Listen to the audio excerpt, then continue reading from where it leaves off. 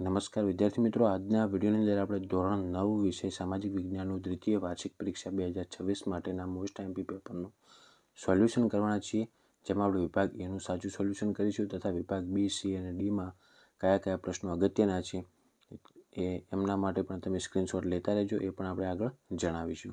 તો મિત્રો પ્લીઝ વિડીયોને અંત સુધી જરૂરથી જોજો, તમારા બીજા મિત્રોને શેર કરજો અને આવા ઉપયોગી વિડીયો માટે આપણી ચેનલને સબસ્ક્રાઈબ કરી દેજો. મિત્રો હવે આપણે જોઈશું પહેલાં વિભાગ એનું સોલ્યુશન, જેમાં પહેલાની અંદર પ્રશ્ન આપેલો છે કે સર્વોચ્ચ અદાલતના ન્યાયાધીશની નિમણૂક કોણ કરે છે? તો એની અંદર મિત્રો જવાબ આવશે બી, રાષ્ટ્રપ્રમુખ. ઓકે, કોણ કરશે? રાષ્ટ્રપ્રમુખ કરશે. પછી બીજો પ્રશ્ન છે, પ્રથમ વિશ્વયુદ્ધના બીજ કઈ સંધિમાં વવાયા હતા? તો બીજાની અંદર જવાબ આવશે મિત્રો એ, વર્સેલ્સીની સંધિમાં. ઓકે, ત્રીજો પ્રશ્ન, નદીઓના વિસર્પણને કારણે કેવા સરોવર રચાય છે? તો એની અંદર મિત્રો જવાબ આવશે સી, લંબગોળ. કેવા? લંબગોળ. તો જે આમાં તમને ટીક કરેલ દેખાય છે, અમુક જવાબ એ ખોટા છે. હું તમને જે બોલું એ જ ધ્યાન રાખજો. હવે ચોથો પ્રશ્ન આપેલ છે, ઈસવીસન 1453માં તુર્ક મુસ્લિમોએ ખાલી જગ્યા જીતી લીધું હતું. તો એની અંદર મિત્રો જવાબ આવશે કોન્સ્ટેન્ટિનોપલ. શું આવશે? કોન્સ્ટેન્ટિનોપલ. પછી પાંચમો પ્રશ્ન છે, ભારતમાં ક્રાંતિકારી પ્રવૃત્તિની શરૂઆત કોણે કરી? મતલબ ખાલી જગ્યા કરી. તો ખુદીરામ બોઝ આવશે એમાં. કોણ? ખુદીરામ બોઝે.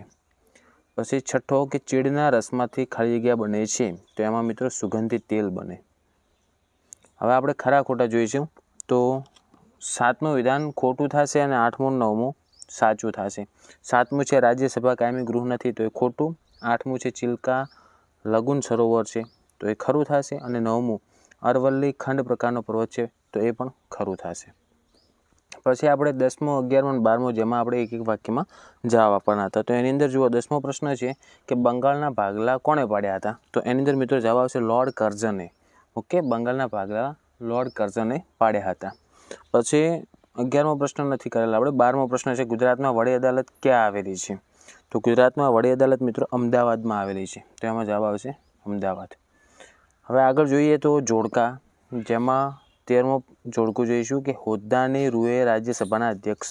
તો એની અંદર જવાબ આવે મિત્રો સી, ઉપરાષ્ટ્રપ્રમુખ. પછી 14મું જોડકું છે કે ભરતીના જંગલો, તો એમને શું કહેવાય? તો એમને કહેવાય મિત્રો ડી જવાબ થાય એનો, દેવદાર કહેવાય. અને 15મું જોડકું શંકુદ્રુમ જંગલો, તો એમાં આવશે મિત્રો ચેર, એ. ઓકે મિત્રો, જો વિભાગ બીમાં પહેલો પ્રશ્ન આપણે આપેલ છે કે ઠંડુ યુદ્ધ એટલે શું? પછી 17મો છે, ભારતના લોકોએ સાયમન કમિશનનો શા માટે વિરોધ કર્યો? 18મો પ્રશ્ન છે, સંયુક્ત રાષ્ટ્રોના મુખ્ય અંગો કયા કયા છે?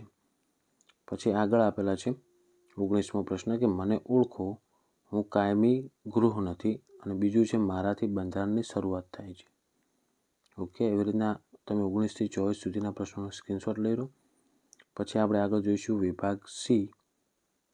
વિભાગ સીમાં તમારે ટોટલ 25થી પ્રશ્ન શરૂ થાય છે છેક 32 સુધી. તો તમે એનો પહેલાં સ્ક્રીનશોટ લઈ લો. એમાંથી તમારે કોઈ પણ 5 પ્રશ્ન લખવાના છે. જેમાં જુઓ, 25મો આપેલ છે સોવિયત યુનિયનનું વિઘટન.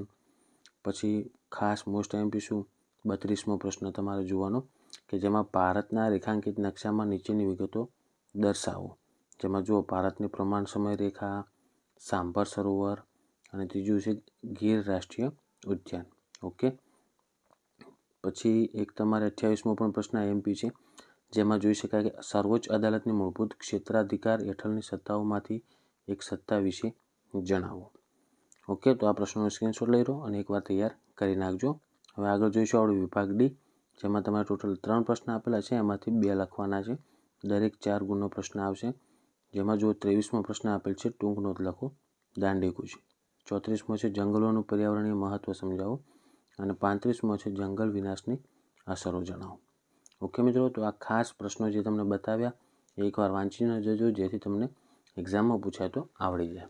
તો આશા રાખું છું મિત્રો કે વિડીયો તમને ઉપયોગી બન્યો હશે. તો વિડીયોને લાઇક કરો. આવા ઉપયોગી વિડીયો માટે આપણી ચેનલને સબસ્ક્રાઈબ કરજો, બીજા મિત્રોને પણ શેર કરજો. તો હવે મળશું મિત્રો આપણે નેક્સ્ટ વિડીયોમાં. Thank you so much for watching my videos. Thank you so much.